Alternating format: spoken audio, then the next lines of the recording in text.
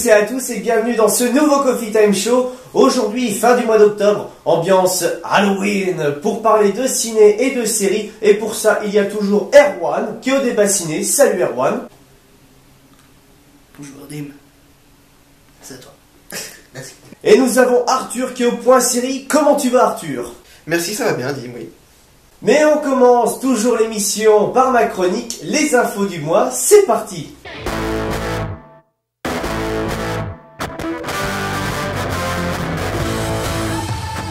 Donc nous voilà dans les infos du mois et donc des infos un peu particulières puisque en fait il n'y a pas grand chose qui sont sorties un mois d'octobre. Donc on va faire une partie news, on va dire qui s'est passé et un gros point DC Marvel après. Donc on commence tout de suite par les news.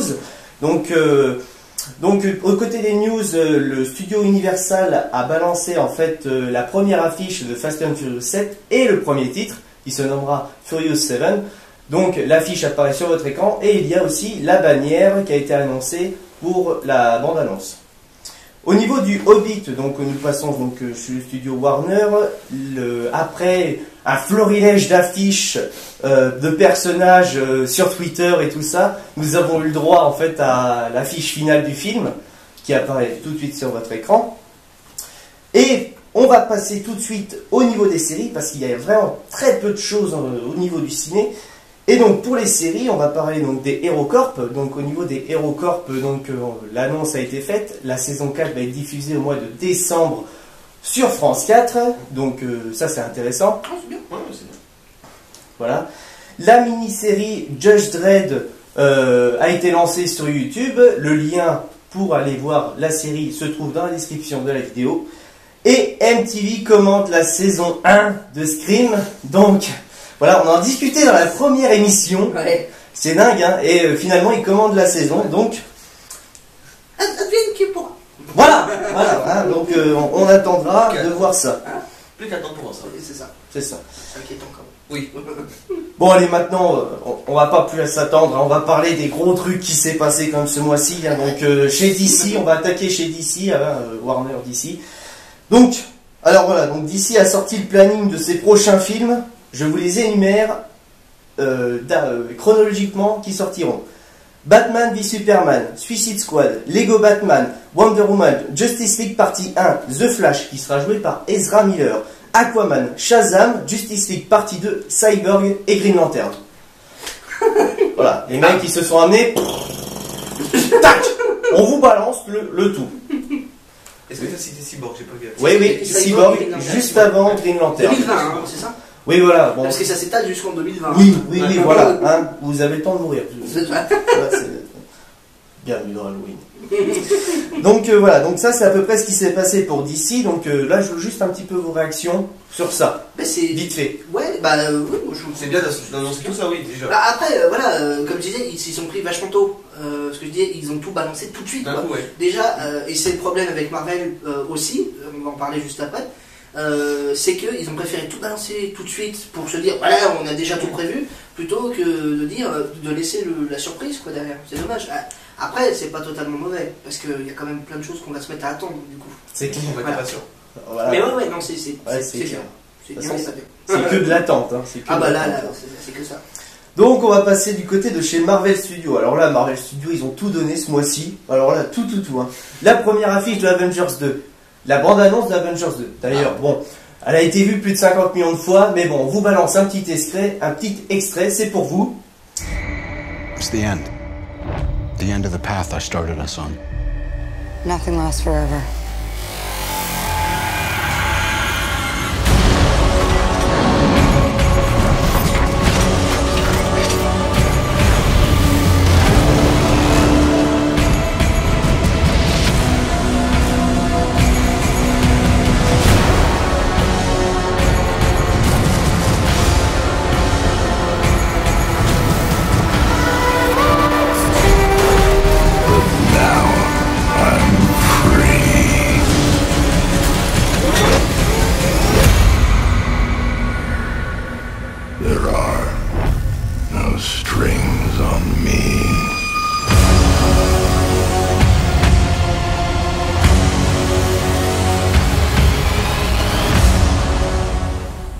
Donc nous revoilà après ces extraits d'Avengers 2.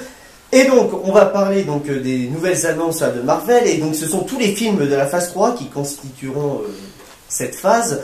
Donc je vais vous les citer chronologiquement. Donc il y aura Ant-Man, Captain America, Civil War, Doctor Strange, qui sera joué par Benedict Cumberbatch, mais on met entre parenthèses pour l'instant, parce que ça n'a pas vraiment été officialisé. Ça devrait pas tarder. Ouais, voilà. Un petit peu, ouais, je pense que. Gardien de la Galaxie numéro 2. Ah, là ça tape. Ah, là, j'en peux déjà plus. Voilà, c'est ça. Thor Ragnarok. Bon, là on a des amis, on les connaîtrait. Voilà, il serait un petit peu comme ça. Black Panther qui sera joué par monsieur James Brown dans Get On Up. Hein, son nom est imprononçable, hein, donc je le tente pas. Voilà. C'était lui. Non, ils sont touchés. Donc Avengers Infinity War partie 1, Captain Marvel, Les Inhumains et Avengers Infinity War partie 2. Donc on va débattre un petit peu sur cette annonce. Hein, donc voilà. Les films en eux-mêmes sont vachement intéressants. Sauf un, parce que ça a l'air vachement basé comics, hein, de Thor Ragnarok, voilà. Et surtout, Captain America Civil War qui fait un petit peu peur. Erwan, explique-nous un peu pourquoi il fait un peu peur. Il fait peur parce que c'est un film qui va commencer la phase 3. Et parce que avant, c'était censé être Ant-Man qui devait démarrer cette fameuse phase 3. Mais le truc, c'est que lors de cette fameuse annonce, ils ont annoncé qu'Ant-Man ne sera pas un film de phase 3, ce sera un film de fin de phase 2.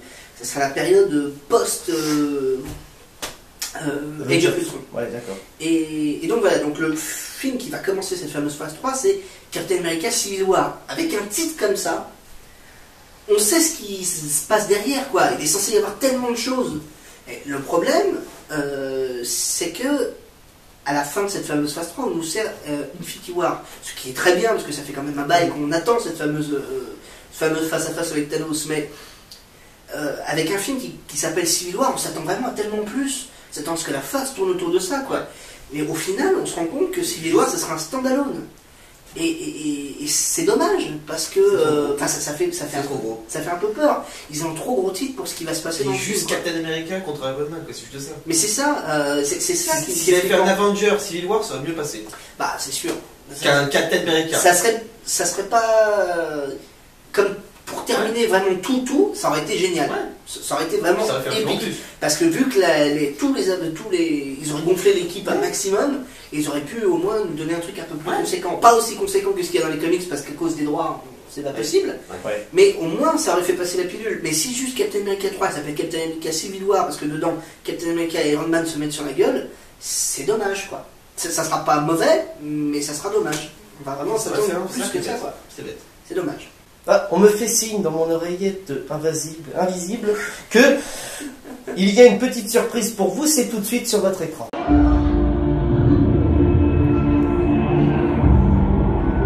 Legend tells us one thing, history another. But every now and then we find something that belongs to both. There are relics that predate the universe itself.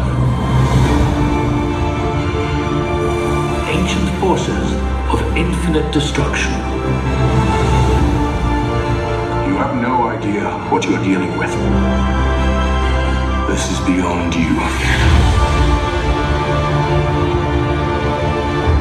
Why would you risk your life for this? Because right now, life's giving us a chance. Whatever happens on Earth, that up there, that's the end game.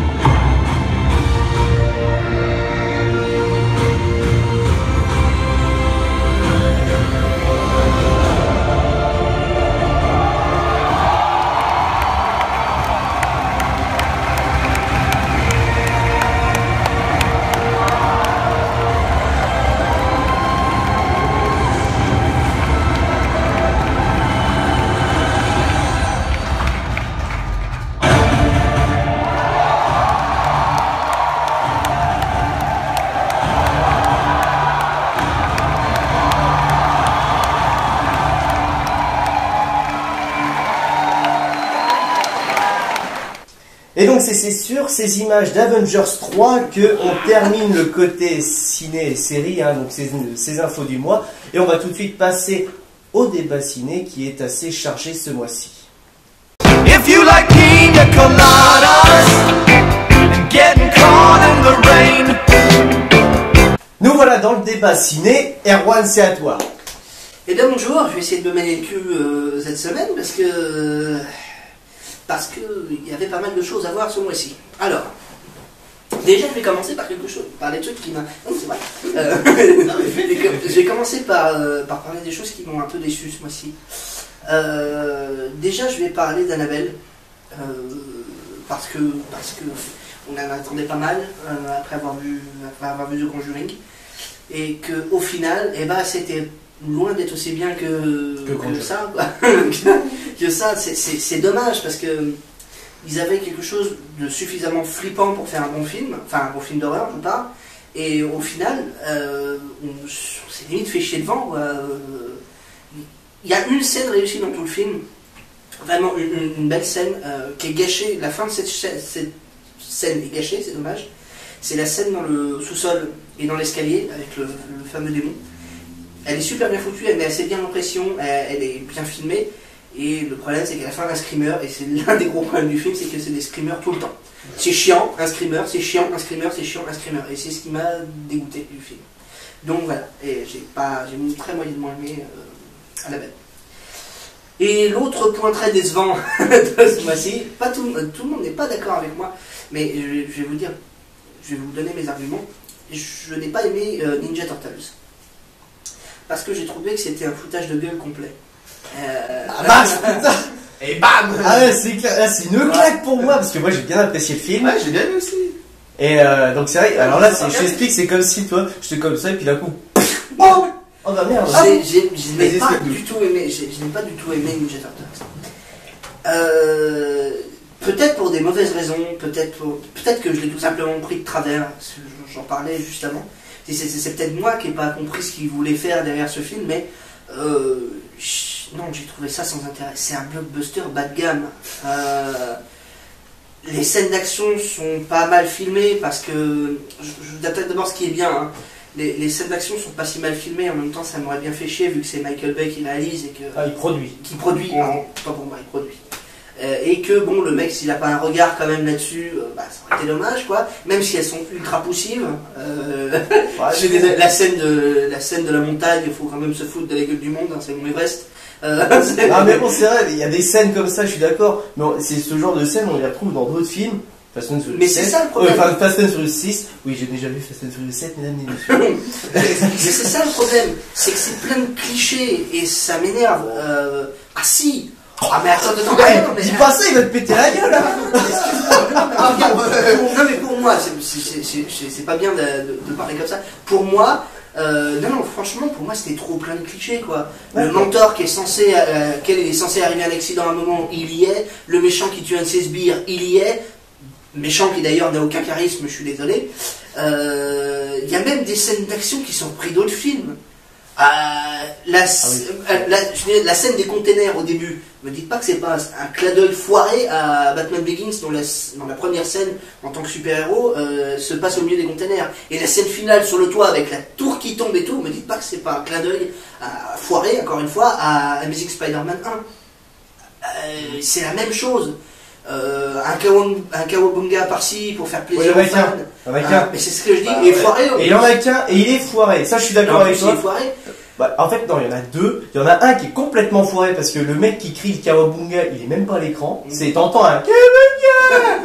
Par contre, il y en a un autre qui est justement qu'on voit le mec. Celui-là, il est un petit peu mieux, mais il y en a qu'un, quoi, dans le film. Voilà. Je veux dire, les Tortues Ninja, je veux dire, qu'il n'y a pas de Kawabunga, ça va pas du tout quand même, hein. C'est comme si tu retirais les pizzas. April O'Neil qui passe au second plan, oui, c'est vrai. En même temps c'est normal par rapport aux tortues, c'est quand même les personnages principaux, mais même là, comment elle s'appelle, Megan Fox, c'est pas loin d'être incroyable. En même temps c'est Megan Fox, elle a jamais non plus. Non mais c'est vrai, elle a jamais donné une grosse performance non plus, quoi. Et j'avais vu quelque chose d'excellent dessus. Megan Fox en April O'Neil, c'est comme si tu voyais Madame Bee en tête du bus magique en train de faire un striptease. Et dis, c'est limite dégradant pour les fans de la série. Et là, je veux dire ça aussi, je ne suis pas fan de la série. J'en ai vu quand j'étais gosse, ça m'avait plu. Je n'ai jamais été vraiment très fan de la série. Donc moi, toutes les marques que les fans avaient, je ne les avais pas. C'est juste en tant que film, je n'ai vraiment pas aimé ce que j'ai vu. Enfin, ça allait trop loin. Et même les vannes, je suis désolé, moi, dernier point, les vannes, l'humour, parce que c'est censé être un film tourné au second degré, mais navré, je ne l'ai pas vu. C'est un film de super-héros raté. Même les vannes sont loupées. Et moins que ceux de Amazing Spider-Man 2, parce que là, c'était le gros point noir de Amazing Spider-Man 2, j'en viens là, parce que c'est un humour pour gosses, mais c'est... Voilà, c'était mal fait. C'était mal poussé. Et Mickey d'ailleurs, c'est Michelangelo qui fait qui est tout le temps, qui est le sidekick rigolo du film en fait. C'est le plus lourd. Bon, ça c'est celui qu'on. C'est dommage. Bon, par contre, c'est con. C'est Michelangelo, c'est mon personnage préféré de la série animée. Dans la série animée, celui aussi qui faisait tout le temps les vannes. Sauf que là, elles sont beaucoup trop lourdes. Je suis d'accord pour l'écriture des vannes. Après, voilà. Chacun son avis, c'est vrai. Voilà, quoi. Par contre, t'avais un autre film où t'étais un petit peu plus ambigu. Et moi, c'était donc voilà. Et donc voilà, un film où j'avais vécu entre deux chaises aussi là-dessus, c'était sorti en plus à la même date. C'était Le Labyrinthe. C'est un mauvais film. Enfin, c'est un mauvais film. C'est un film pas si incroyable que ça. Mais la chose qui sauve le film, et heureusement, vu que c'est tiré d'un bouquin, c'est l'histoire. L'histoire est assez intéressante, est suffisamment intéressante à suivre pour qu'on puisse avoir envie de regarder la fin. Et la fin du film, avec son double twist, parce qu'il n'y en a pas un, il y a deux twists, avec son double twist, nous donne presque envie de regarder la suite. Qui va sortir d'ailleurs, un peu le carton que le film a fait. Ils vont faire un 2. Donc voilà. Mais, ouais, comme je disais, c'est loin d'être un très bon film. Hein. Les scènes d'action, le peu de scènes d'action qu'il y a sont très brouillons. Les acteurs sont très oubliables. Il se passe pas grand chose pendant le film. C'est vrai que de temps en temps, il y a des gros points. Quand ils sont au centre du labyrinthe, il se passe rien. Hein. C'est presque ça. Ouais, dans le bloc.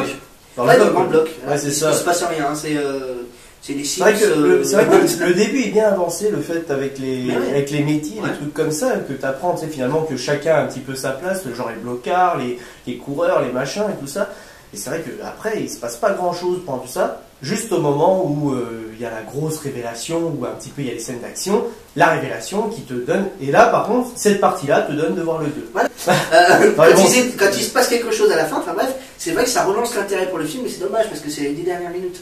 Et du coup, ça te donne envie de voir la suite, mais après, est-ce que la suite sera bien? Je sais pas du tout. Mais en tout cas, si vous aimez l'histoire du labyrinthe, c'est pas obligé de voir le film, vu s'il y a que l'histoire intéressante, tout en lire le bouquin. D'accord. Donc voilà. Ok. Donc ensuite, donc le labyrinthe, donc ça c'était c'était mitigé, et maintenant on va passer au film bien que j'ai vu ce mois-ci. Qu'est-ce que j'ai vu? J'ai vu Dracula Untold. Voilà. Et donc voilà, Dracula Untold, c'était pas mal. Parce qu'au contraire des Ninja Turtles, qui était un film... Enfin, reviens pas sur les Ninja Turtles. Non, mais c'était faire mal. C'était pour vous dire, les Ninja Turtles, c'était une sorte de film de super-héros pas terrible. Autant Dracula, qui est très loin normalement du film de super-héros, c'en était un. Dracula Untold, c'était un peu le Batman Begins. C'était un Dracula Begins. Voilà, ouais, c'est ça. C'est ça qu'il ait bien envie de voir. Et il était. Voir comment Dracula est devenu Dracula. Mais alors attention, parce que justement, c'est totalement. C'est-à-dire, moi je savais très bien à quoi m'attendre, mais si. Selon le roman, s'attendait, ou vu le film de Coppola, s'attendait à un autre film qui adapte le roman de Coppola, c'est totalement raté. C'est sûr que là tu t'emmerdes. Mais non, franchement, je m'attendais à voir un film comme ça, d'action, plutôt sympa, assez bien rythmé, tout ça. Et effectivement, c'est le cas. Luke Evans, c'est plutôt très bien. Il y a de très belles scènes, des scènes superbes dont j'ai encore le souvenir. La scène dont j'ai le meilleur souvenir, c'est à la fin, quand lorsqu'il a déchaîné tout son pouvoir, je n'explique pas pourquoi ni comment, il y a une scène où tu vois le camp des Turcs et la caméra qui va au bout, et on voit les nuages recouvrir le ciel, et d'un seul coup des éclairs au loin tomber, et la caméra qui se rapproche d'un coup, et Dracula qui marche au milieu des éclairs qui tombent, et la scène est superbement bien filmée. Elle est excellente, et le film en lui-même est bien. Il y a quelques passages un peu à vide, Bon, il faut bien installer une histoire à un moment ou à un autre. Mais franchement, comme film de super-héros, un peu super-héros, tout ça, c'était franchement très bien à voir. Moi j'ai vraiment aimé. Et la fin, j'espère vraiment qu'ils feront une suite. Parce que la fin amène une suite qui va être énorme. Je m'y attendais pas du tout. Et c'était très bien. Franchement, j'ai beaucoup aimé. Et donc Dracula dans celui-là il passe plus pour un méchant ou plus un gentil? Comme je te dis, c'est un super-héros au départ. Ouais. Et après, la fin brouille un peu la ligne en fait, entre héros et méchants. Mais ça reste globalement un gentil. En fait. Ouais. C'est vrai. Mais non, franchement, c'était bien. C'était bien joué. Pour quelque chose d'assez éloigné du roman, c'était plutôt bien joué. D'accord. Ensuite, j'ai vu le juge. Avec Robert Downey Jr. Je l'ai vu lundi. Pardon. Je l'ai vu lundi. Bref. Et je l'attendais parce que moi je suis quelqu'un qui aime beaucoup Robert Downey Jr. Je me disais à la fois il pourrait faire n'importe quoi, je serais devant ses films. Et franchement, c'était vraiment très très bien. C'était excellent. Ce qui est fou, c'est maintenant on a du mal à voir Robert Downey Jr. en dehors de ses rôles, de ses derniers rôles, c'est-à-dire on a du mal à le voir en dehors de la peau de Tony Stark. Et de Sherlock Holmes. Ou de Sherlock Holmes, parce que c'est deux personnages qui se ressemblent. Il n'a pas grand-chose à changer. Il n'a pas grand-chose à changer pour jouer l'un ou l'autre. Et là, autant dans le juge, il garde quelques mimiques comme ça. C'est-à-dire qu'il y a parfois une ou deux scènes où il s'en sort par une pirouette, une jolie phrase, et puis une démonstration de ses talents. Mais dans ce film-là, il est profond, il est touchant, il a une excellente interaction avec tous les autres acteurs, qui d'ailleurs ne sont pas en reste. On dit Robert Downey Jr. parce que c'est vrai que c'est lui qui mène le show, mais Robert Duvall il a une performance époustouflante, et même ceux qui jouent ses frères, je me souviens plus du frère qui a un problème mental, lui il est assez touchant aussi, et Vincent D'Onofrio, qui est un acteur que j'aime beaucoup, il joue le grand frère de Robert Downey Jr., qui, pareil, est excellent. Il y a même Vera Farmiga dedans. Alors, oui, d'accord, oui. Moi, ça, c'est le genre de film. Moi, j'ai aimé. Donc voilà. Et non, franchement, c'était très bien, l'histoire, tout. Et Billy Bob Thornton est excellent aussi. Dommage qu'on ne le voit pas beaucoup dans le film. Enfin bref. Et voilà, donc c'était très bien, et j'invite tout le monde à aller le voir. Ensuite, je crois qu'on va passer au top 3. C'est le top 3, oui. C'est ça, hein. D'accord. Donc voilà, top 3. Alors, donc c'est les 3. Vous avez vu, j'ai vu plein de films, bien, pas bien. Le top 3, c'est les meilleurs films que j'ai vus ce mois-ci. En troisième position, j'ai vu un film d'animation tout simplement gigantesque, produit par Guillermo del Toro, La Légende de Manolo. C'était superbe. C'était superbement bien réalisé, les animations sont incroyables, même le doublage VF est bien fait. Je vais en revenir sur le doublage, je vais revenir un petit peu sur le doublage après. La musique est excellente. Et puis je veux dire, nous en tant qu'adultes, on peut regarder ça, on regarde avec notre regard, on aime ce qu'on voit. Enfin, moi en tout cas j'ai beaucoup aimé ce que j'ai vu.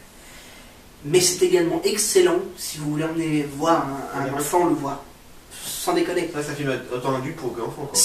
Voilà, mais ce que je veux dire c'est que c'est important pour les gosses parce que si vous voulez dédramatiser la mort à un enfant, il faut l'emmener voir Les Légendes de Manolo. Il dédramatise la mort à un point, c'est très bien. Ça fait voir la vie du bon côté quand tu vas voir ce film-là. Tu sors, t'as la patate, et il est vraiment très très bien. Et il est super bien foutu. Qu'est-ce que j'ai d'autre à dire? T'as juste à dire par rapport au doubleur. Je vais en revenir au doublage. Le doublage VF est très bien. Malheureusement, ils ont commis une erreur avec ce fameux doublage. C'est que il y a quelques chansons dans le film, notamment des reprises. Je vais vous en spoiler une, parce que j'étais le voir avec un ami qui est très fan du groupe Radiohead. Et à un moment dans le film, il faut une reprise de la chanson de Creep. Et vu que ça a été traduit en français, c'est-à-dire qu'ils ont traduit les chansons en VF. Ils n'ont pas mis la version générique. Ah bah je te promets que voir le mec chanter « Tu es un pauvre type !» Ça, c'est mal passé. Hein. Les 20 minutes suivant la chanson, il est en train encore de réfléchir à ce qu'il venait d'entendre. C'est vrai que c'était pas très joli. Et c'est aussi pour ça qu'il voir les films en VO, c'est important. La VF, comme je disais, double en VF, c'était très bien, mais ils n'auraient pas dû les traduire. Ils auraient dû les laisser comme tels et les sous-titrer. Comme beaucoup de films d'animation sont Ouais, aussi. c'est vrai. Bref, voilà, c'était très bien, et franchement, j'encourage tout le monde à aller le voir, encore une fois. C'est un excellent film d'animation. Donc c'était la troisième position. En deuxième position, c'était Fury. Monsieur Brad, Voilà. Monsieur Brad Pitt. Fury, c'était... Comment je fais ça? J'arriverai même pas à te le décrire comme ça. Il est très dur à décrire. Il est... Une furie. C'est de la crasse, C'était une furie. c'est de la violence. Putain, mais elle est facile. C'était- Et le pire, c'est qu'il l'a fait. Il l'a fait 3 fois la moyenne. Tu sais, c'est les petites vannes, tu sais, de temps en temps. Ouais, il est Fury. Il est Fury. Il est Fury. Bon, allez, rigole ta mère, là, c'est drôle. Il était très bien. C'était crasse, violence, dégoût, mort. C'était la guerre, tout simplement. Et c'est super bien retranscrit dans ce film-là. On a mal, on souffre à la place des personnages. Il y en a certains qui sont même accros à ce qu'ils font, ce qui est vrai. L'armée, Le mec qui joue dans Walking Dead est exactement dans ce que tu viens d'écrire. Il est accro à la guerre. Mais c'est ça, et c'est. Putain, c'est. Putain, tuer des gens. Non, Et justement, pour en revenir, tous les acteurs sont excellents. Ouais. Les décors, tout, il y a même certains plans qui sont magnifiques. Par exemple, lorsqu'ils regardent le ciel et tu vois tous les avions, il y a les 3 avions qui sont obligés de faire demi-tour en voyant ce qui arrive sur leur gueule. Il y a des plans magnifiques. Il y a une froideur à montrer la violence aussi dans ce film. C'était fou. La scène où ils écrasent un homme avec un char. Et c'est l'effet petit filou, vous savez. Il écrase, non mais c'est vrai, il écrase progressivement, du coup tout sort par le haut. Et c'était... mais c'est filmé avec une froideur, comme je dis, c'est affreux. Il y a des scènes très dures aussi. La scène du repas, dans la ville allemande. Puis la scène finale qui est tout simplement un déluge d'action, tout ça. C'était vraiment très très bon. Moi je trouve que Fury est arrivé au bon moment pour nous rappeler ce que c'était un petit peu la guerre. Parce que on a... voilà. Moi je trouve que c'est ça. Ce film est tellement C'est réaliste. ce que j'ai ressenti. Ouais. Non mais c'est C'est vrai. ce que j'ai pensé. Ouais. D'ailleurs il y a une réplique, c'est John Bernthal qui le dit, justement après le fameux passage du repas dans la ville allemande. Une bombe s'écroule, le personnage se met à chialer parce qu'il voit quelque chose, et à ce moment-là John Bernthal arrive, le relève, et il dit t'as vu? Hein? T'as vu ce que c'est? Il dit c'est la guerre, ça te prend au tripes. Et c'est exactement ce que le film fait. Il te prend au tripes sur plein de scènes. Et il te montre ce que c'est que la guerre, quoi. Vraiment, la Et guerre, c'est affreux la scène où le mec se suicide parce qu'il préfère mourir d'une de ses balles plutôt que par le feu. Et il y a plein de choses comme ça qui me sont restées en tête, et ça en fait un film ultra marquant. Comme je disais, les acteurs sont tous bons, Brad Pitt forcément. Je veux dire, j'arrive jamais à me souvenir du jeune acteur qui joue. Logan Hellman. C'est ça. Ah bah, Et il est parfait. Il est parfait, et tous les acteurs autour sont tout simplement tous aussi gigantesques. John Bernthal, comme je disais, est bien dégueu, c'est un peu Jacouille de service. Non mais c'est vrai, t'as vu, J'aime bien la référence. non mais c'est ça, et ils sont tous très bons, Shia LaBeouf aussi, voilà. Ils sont tous incroyables, et non, c'est un très très beau film, un très beau message. On nous montre en disant, regardez ce qu'ils ont vécu, quoi. Enfin, c'est dur, c'est vraiment l'horreur de la guerre. Voilà. Et voilà, j'ai passé un excellent moment, et je n'hésiterai pas une seule fois à le revoir. Encore. Je pense que Allez. je pense, ouais. Le numéro 1. Et maintenant le top 1. Le numéro 1. Après The Social Network, qui a divisé un petit peu le public, Il divise encore. Hein. il divise encore.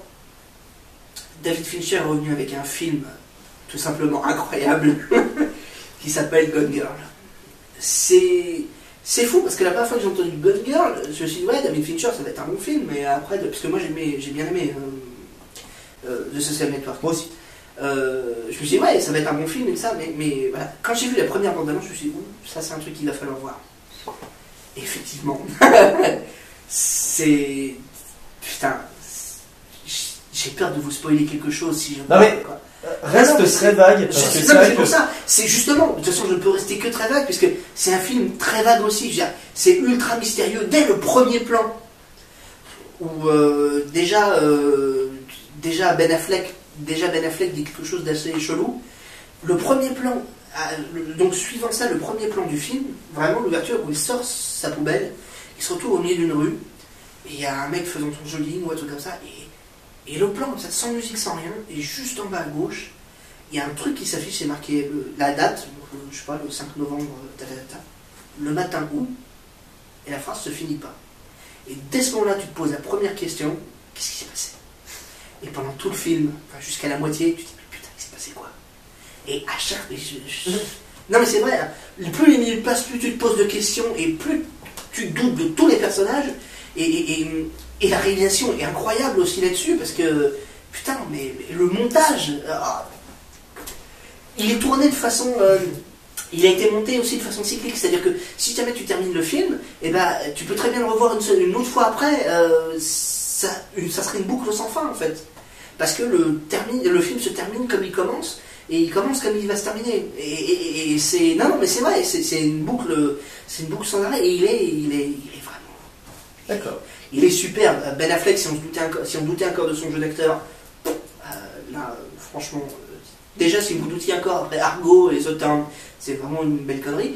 Je veux dire, là, voilà. Et la plus grosse révélation, c'est Rosamund Pike, qui joue sa femme, qui est tout simplement magistrale.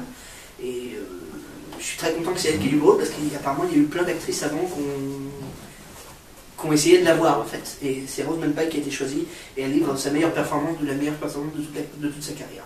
Et donc voilà, ça en fait encore une pièce maîtresse dans l'œuvre de David Fincher, qui est tout simplement un réalisateur de génie. Et c'est un film génial. Donc tu le conseilles? Bah forcément. Voilà. Et ben on va se finir sur ça, sur ces beaux mots, sur ces beaux films en tout cas, pour passer au point série avec Arthur. Carry on my wayward son. There'll be peace when you are done. Et nous voilà donc dans le point série avec Arthur. C'est à toi. Merci Dean. Donc je vais faire un dossier, on va dire, d'ici. Et puis je vais parler de Supernatural à la fin. Donc, série DC comique. Par où commencer? Je vais commencer par Arrow, la saison 3. Ok, d'accord, tu attaques par Arrow. Voilà, une magnifique saison 3 que je trouve qu'elle a très bien commencé dès le premier épisode. Dès le premier épisode, je trouve qu'elle a très bien commencé. Je vais pas spoiler la fin, mais dès la fin du premier épisode, ça donne vraiment envie de voir la suite. Genre, c'est vraiment un truc qui tombe sur le cul, tu fais merde. Ah oui, oui, c'est vrai. Pas spoiler non plus, non, mais moi je l'ai pas vu. Moi je l'ai pas vu. Je te pose pas. Et je me suis fait spoiler. Non. Donc je sais ce qui se passe à la fin du premier épisode. Donc, du premier épisode. Et ça donne envie de voir la suite, je fais merde. Déjà j'ai envie de la regarder. Le problème c'est que je ne peux pas la semaine. Donc je suis pas à jour dans plein de mes séries. Mais Arrow ça serait l'une des premières de laquelle il faudrait c'est que toutes les et semaines. surtout depuis que je sais ça. Et ça veut dire. Ouais, C'est vraiment en gros, ça prend direct, on va en savoir plus sur les événements passés, comme quand ça serait parti. Dans la saison 2, qu'est-ce qu'on. Qu'est-ce qui est arrivé de plus dans les 5 ans qu'il est parti. Bah déjà voilà, c'est que là, C'est à la ça. fin de la saison 2, on voyait quelque chose, et là on en apprend un peu plus Oui. avec des éléments qui se rajoutent, qui sont vachement intéressants et vachement intelligents. Ouais, c'était très bien joué sur ça. Ouais, vraiment. Ouais. Donc tu Vous parlez des nouveaux flashbacks, c'est ça? Là, c'est ça. Ouais, les flashbacks qui Ouais, sur les 5 ans où il est disparu. Là, toi, t'as vu le dernier flashback à la fin de la saison 2? La saison 2, mais d'ailleurs j'ai trouvé que c'était mal foutu, juste comme retournement de situation. C'est le. Dis-moi au fait, où est-ce que t'as appris à conduire un avion?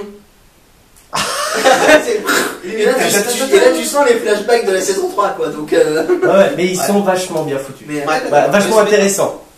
Justement, ce flashback a donné vraiment plus envie d'en savoir. Quoi. Ouais, c'est clair. Même ceux dans le début de saison 3 quoi, qui donnent envie de voir.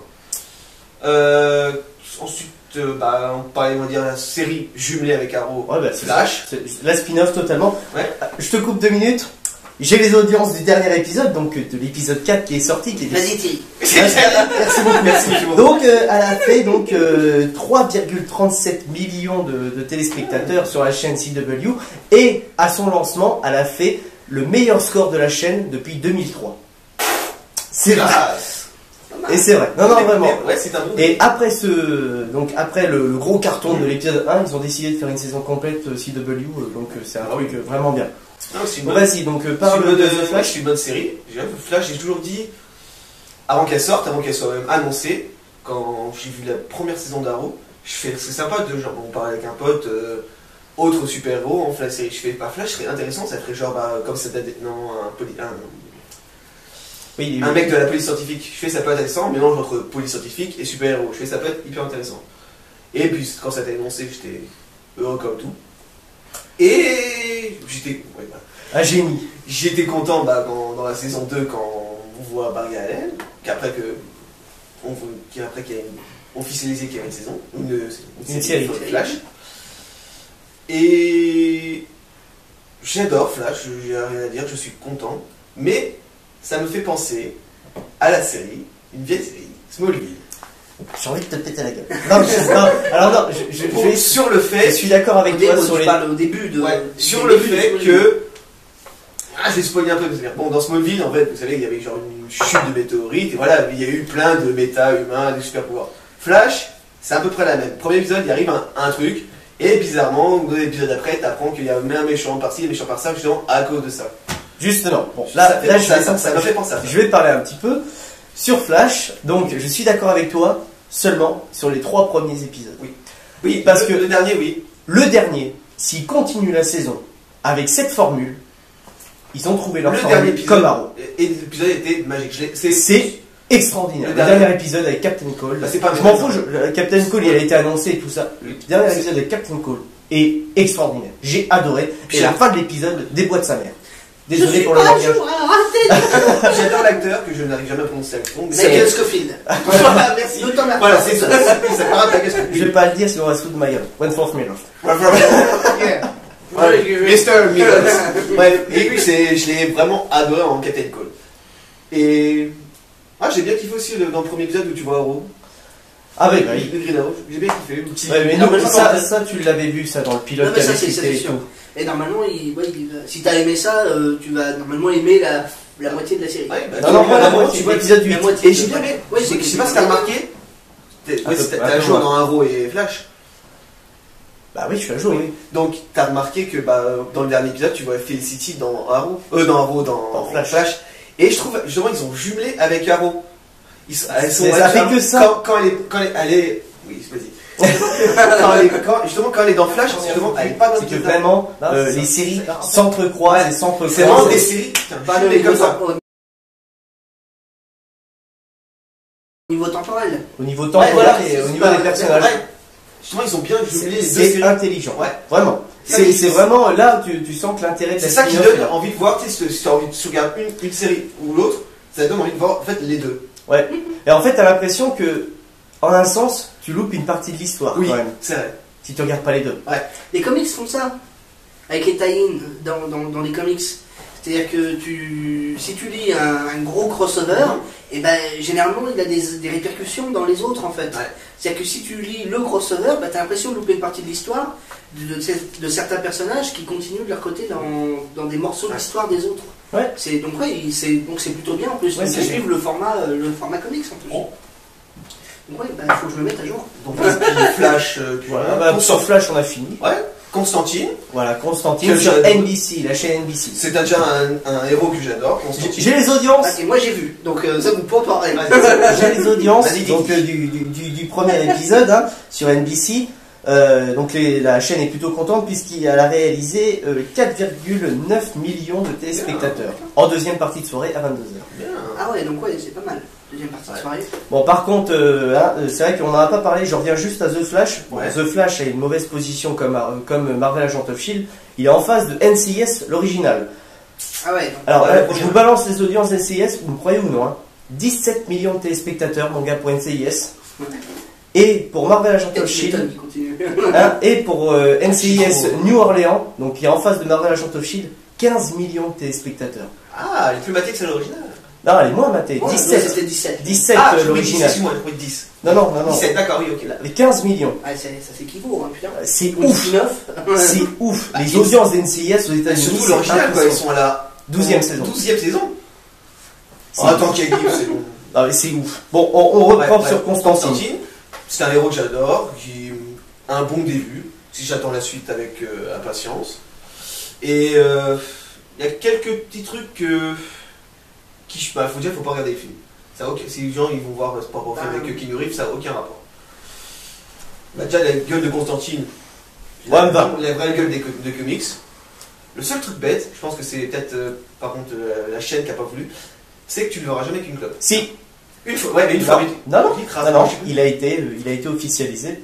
Pas pour le pilote, puisque le pilote était déjà tourné à l'époque où ils n'avaient pas les autorisations. Mais il y a normal, il y a que le pilote de sortie au moment où on tourne.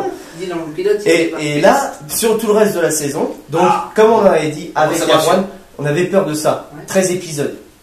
Ça c'est bien. Bien. Il se concentre sur Ils une vont histoire. étirer le- Voilà, Non, c'est ouais, ça. c'est bien. Et bah si c'est bien. S'ils se sont dit on fait que 13 épisodes, ils vont pas étirer l'histoire Non, ouais. comme voilà. Par contre, voilà. Et pour le reste de la saison, ça a été officialisé, il aura le droit de fumer. Parce que c'est en deuxième partie de soirée. Mais, Puis quand on voit ce que Hannibal s'autorise en deuxième partie de soirée sur c'est NBC, pas faux. quand même, je veux dire, pour une clope, Non, mais le problème aussi avec le fait, avec l'histoire de cette clope, c'est que le personnage, comme il est représenté dans la série, il est vachement moins sombre que le comics. Le comics, on comprend qu'il a besoin de fumer, etc. Mais c'est vrai que dans la série, c'était pas d'un sens. C'est Il le fumé fasse parce pas que tu sais fumer, qu'il fume quoi. ça dérange pas plus que ça qu'il fume pas, parce que le personnage est vachement un peu plus léger que dans son état naturel, quoi. Mais ouais, donc ouais, non, ils fument, ça se trouve ils vont rendre l'histoire un peu plus Dark. sombre par la suite, je pense. voilà quoi. Et j'ai bien kiffé le petit clin d'œil avec Dr. Fate. Ah, Je sais pas si le casque. Le casque, ouais. J'ai bien aimé. Non, bah c'est un début. Un très bon, c'est un très début. bon Je début. suis très impatient de voir la suite. Donc voilà quoi. Donc là on arrête un petit peu sur les séries de super-héros. On va parler donc des séries qui sont sorties, qu'on repris. Alors moi je vais vous faire, on va en parler vite fait. On suit pas les séries, mais j'ai été voir, je me suis renseigné sur internet pour avoir quelques avis sur la nouvelle saison de Vampire Diaries. Donc entre deux tweets où t'apprends que le mec est ultra beau à chaque fois, c'est un peu chiant, mais apparemment la saison 6 démarre extrêmement bien, en tout cas pour les fans, il se passe beaucoup de choses. Donc apparemment c'est un très bon début. Les audiences sont bonnes, rassurez-vous, hein, je pense que c'est à peu près sur les mêmes fils que l'année dernière, donc si la série est encore renouvelée, il y a de fortes chances. Mais là tu vas nous parler d'une série que tu regardes, donc c'est toujours. Supernatural, la saison. C'est ma série. C'est ma série. Il y a une saison 10 qu'on pouvait croire qui commence mou, mais non. Le premier épisode, ouais, tu pourrais croire qu'il était mou, c'est genre, ouais, tu sais, par rapport à la fin de la saison 9, tu t'attendais au début de saison 10, c'est explosif. Non, mais la reste passe nickel. Tu veux l'histoire et... J'ai pas envie de spoiler, enfin... Non mais spoil pas si t'as pas envie. Ceux qui ont regardé la saison 9, jusqu'à la saison 9, on Dean, les héros, Non. Ah non, dis pas ça quand même, là ça tue là. Non. Franchement, même moi je est me suis fait devenu spoiler. quelque chose que je ne peux pas préciser maintenant. Et donc, il y a des embrouilles entre frères, encore. De toute façon, depuis la Voilà. saison 1, Ouais, voilà. ils se battent pour une Voilà. baguette de pain, c'est un peu ça. Et ça, en fait, Sam essaie de le Moi je sauver. couche dans les bons pas, hein. Sam essaie de le sauver alors que Dean veut totalement enlever, il veut se débarrasser de Sam. Mais...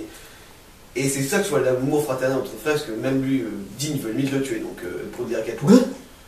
Sympa le frérot. Tu peux avoir mon Et puis non, même pas que les deux héros. Un roi de l'enfer qui a repris leur pouvoir en enfer, mais tel un boss. Un Castiel, un ange qui essaie de réorganiser le paradis alors qu'il est mourant. Qu'est-ce qu'on peut Ça c'est du spoil aussi. Je sais pas, c'est peut-être le synopsis. Moi je sais pas, je ne suis pas la saison 10. Enfin, qui est mourant. Je dis pas comment, je dis pas pourquoi. D'accord, ok. Et sinon, mais en un sens, toi qu'est-ce que t'aimes là dans la nouvelle saison là? L'ambiance L'ambiance, bah, déjà, juste les 3 premiers épisodes déjà, mais c'est des 3 épisodes qui se suivent, on va dire. D'accord. Et vraiment, c'est. Les 3, tu les mates comme ça. Dans l'opin, t'es foutu. C'est. Non, et puis. Là, j'attends l'épisode 4, je l'ai pas encore regardé. Et apparemment, ça va. Ça retourne un peu, comment dire, du supernatural du vrai, donc de la chasse, une histoire, chaque épisode. Mais je ne pense pas, je pense qu'il y aura quand même connaissant supernatural, un gros rebondissement en plein milieu de la saison. J'attends ça avec impatience, parce que je suis sûr certain qu'il y en aura un. Et quoi dire d'autre? Voilà, c'est une série que j'attends plus que tout, quoi, Supernatural, c'est ma série. C'est bon, elle est partie, Voilà. t'inquiète. Il y aura une saison 11. Ah bah attends. Il y aura une saison 11, normalement, sûr certain. Ah oui. Ils ont pas prévu de s'arrêter, c'est ce que je veux dire. Pour À un l'instant. moment, je pense que c'est Wikipédia qui a déconné. Ce qui marquait quand même, tu sais, non, il marque, ouais, saison 1, il soit quand même saison 16 sur Wikipédia marqué. Mais je pense que c'était une connerie ou je sais pas quoi. Alors, c'est le mec qui veut que ça aille jusqu'à la Ouais. saison 16, tu vois. Donc je ne sais pas, donc moi j'espère, franchement. Mais je me dis, ouais, ça ferait peut-être un peu long parce qu'au bout d'un moment, ouais, je pense qu'ils seront plus trop quoi faire comme histoire, quoi. Ouais, c'est clair. Que là, déjà, ça part. Ouais, ça part en Ça part en cacahuète. Franchement, les gars, les scénaristes des épisodes, ils sont. Je dis putain, les gars, au bout d'un moment, vous avez trouvé toujours des épisodes, putain. Ah bah, c'est normal au bout d'un moment. Eh ben écoute, voilà, j'ai rien à d'autre à dire. Eh ben écoute, merci Arthur en tout cas donc pour les séries que tu as parlé. Eh ben c'est déjà l'heure de la fin de l'émission. Ça passe vite hein, quand même. Donc voilà, donc bah écoutez, on se retrouve le mois prochain, encore plus de cinéma, encore plus de séries. Hein. Vous pouvez trouver la page Facebook dans la description de la vidéo, nos Twitter. Suivez-nous, il n'y a pas de souci. Ouais. Et ben moi je vous dis au mois prochain. Vous avez un petit message pour le public? Salut. À très vite. Allez, ciao. Bisous à tous, merci de regarder.